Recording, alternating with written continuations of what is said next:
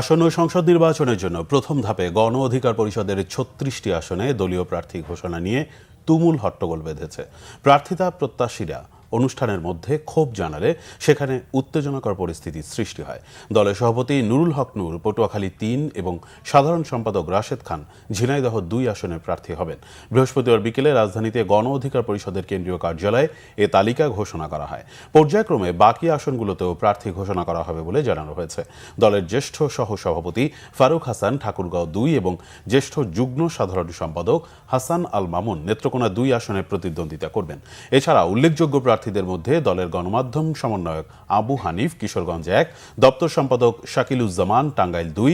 সংবাদ সম্মেলনে অন্তর্বর্তী সরকারের ক্ষমতা হস্তান্তর শান্তিপূর্ণ হবে কিনা এ নিয়ে সংশয় প্রকাশ করেন গণ অধিকার পরিষদের সভাপতি নুরুল হক নূর।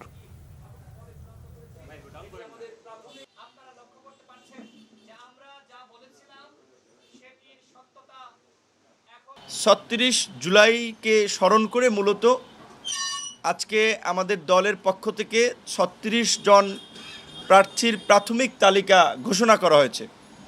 পর্যায়ক্রমে ৩০০ তালিকাই ঘোষণা করা হবে এবং একেবারে তফসিল ঘোষণার আগ পর্যন্ত এই সমস্ত তালিকা এবং প্রার্থী রদবদল হওয়ার যথেষ্ট সুযোগ এবং সম্ভাবনা আছে।